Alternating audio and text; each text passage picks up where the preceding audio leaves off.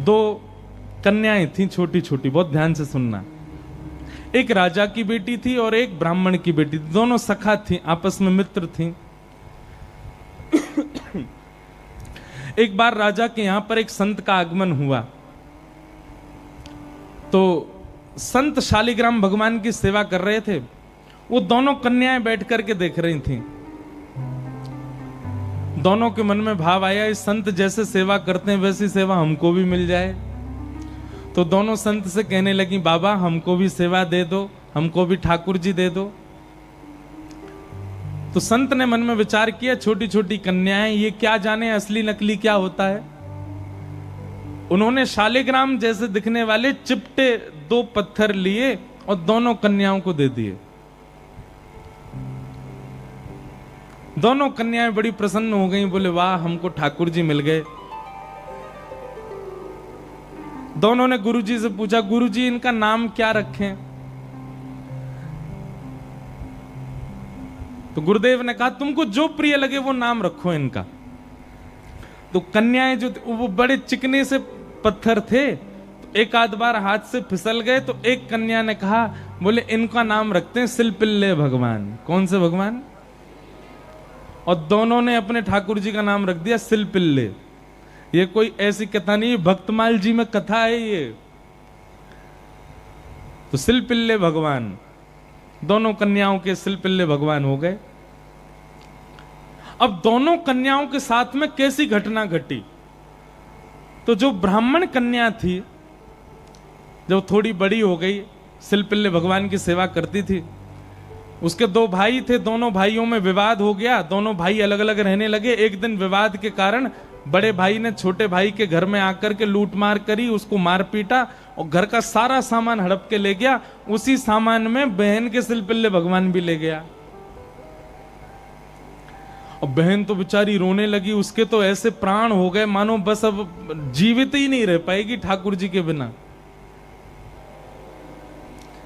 रोने लगी, भैया से कहने लगी, भैया बोला पूरा घर लुट गया, उसकी तुझको चिंता नहीं, वो तेरे पत्थर के भगवान खो गए उनके लिए रो रही है। बोले वो पत्थर नहीं है, मेरे प्राण है, मेरे जीवन है, वो नहीं मिले तो मैं प्राण निकल जाएंगे मेरे।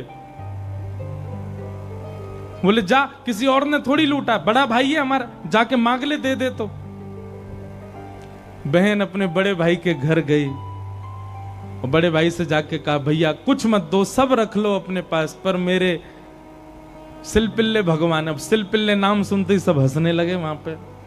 और जितने भी उसके भाई के साथ, वो तो गुंडा प्रवृत्ति का था, उसके साथ में जितने भी लोग सब हंसने लगे। अच्छा क्या नाम तुम्हारे ठाकुर जी का? बोले सिलपिल्ले भगवान। और जोर से हंसे। भैया मेरे भगवान दे। बोले अंदर सारा सामान पड़ा है, तू जाके अपने आप ढूंढ ले ठाकुर जी कहां हैं। अंदर जाने लगी तो एक जो उसके भाई का पूरा गैंग था, उसमें से एक बोला, अगर तेरी इतनी भक्ति है कि तू अपने भगवान के बगैर नहीं रह पा रही, तू यहीं खड़ी खड़ी बुला ले, तेरे ठाकुर जी अपने आप ही निकल के आ जाएं।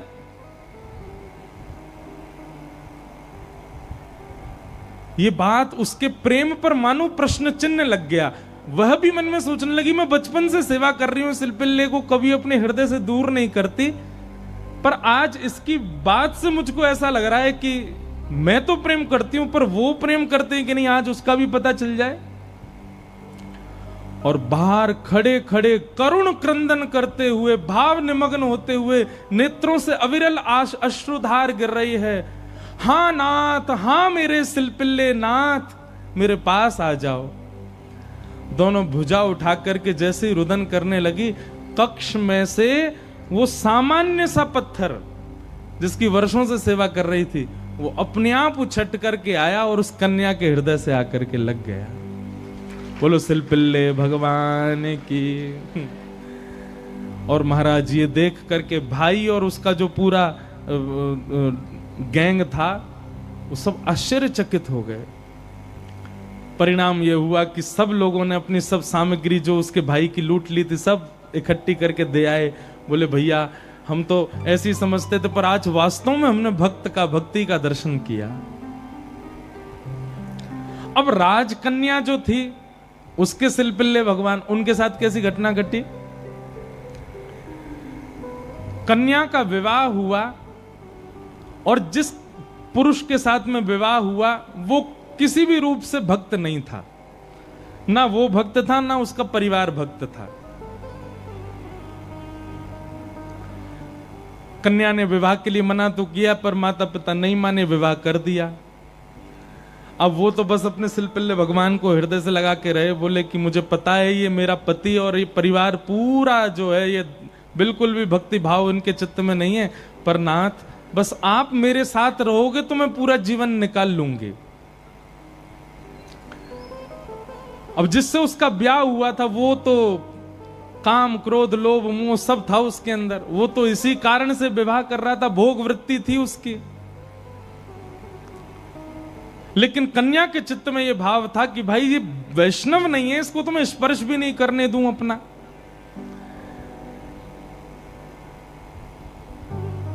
रात्रि में चर्चा कर रहा था पत्नी से, बातें करने लगा, बातें करते करते और उसने कहा ये क्या है तुम्हारे हाथ में? बोले ये मेरे भगवान है, सिलपिल्ले भगवान। उस सिलपिल्ले नाम सुनते ही इतना हंसा, हंसते हंसते बिस्तर से गिर गया। बोले कौन है? सिलपिल्ले भगवान।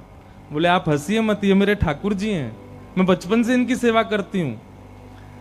अच्छा ठीक है, रखो इनको अपने पास। लेकिन वो उनको दूर करना चाह रहा था, बार बार लेकर के हटाना चाह रहा था। और वो राजकन्या कस के पकड़े, बोले नहीं आप इनको मुझसे दूर मत करो, ये मेरे प्राण है, ये अगर दूर हुए तो मैं प्राण त्याग दूंगी। 1 दिन 2 दिन 4-5 दिन बीत गए, लेकिन वो ऐसे ही रहे, सिलपिल्ले भगवान को हृदय से लगा के रहे। उसका यही था कि मैं पूरा जीवन इनके साथ नहीं रह सकती, पर आप रहोगे तो मैं रह लूंगी।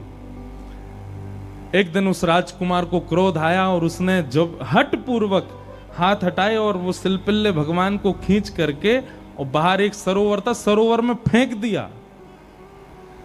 जैसे ही सरोवर में फेंका वो राजकन्या वहीं मूर्छित होकर गिर पड़ी।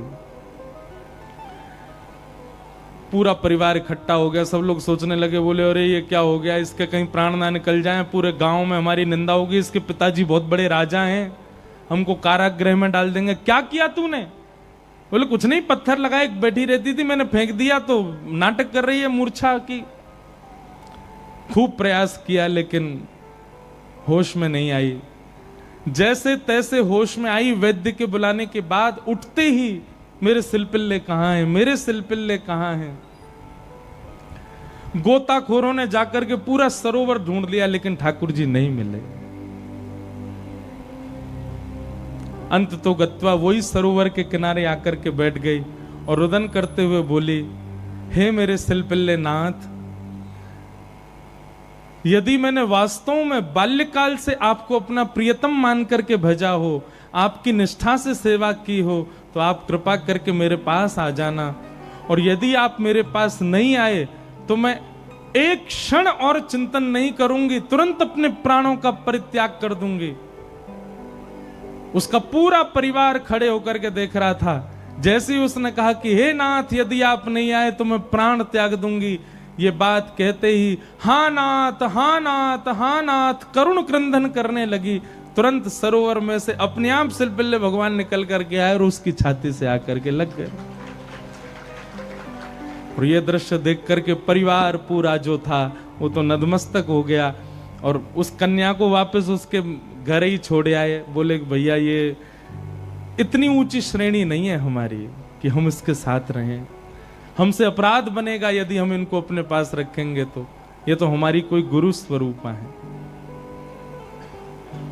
प्रीति, अरे सामान्य से पत्थर को उन्होंने भगवान मान लिया और ठाकुर जी उसमें भाव, जरूरी नहीं है कि धातु प्रधान होता है, जरूरी नहीं है कि कोई वस्तु विशेष।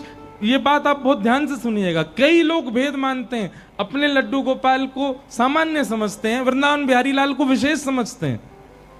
उनको लगता है मंदिर में जो बिहारी जी बैठे हैं ये विशेष हैं, हमारे संग जो डलिया में डोल रहे हैं ये इतने विशेष नहीं है। क्यों?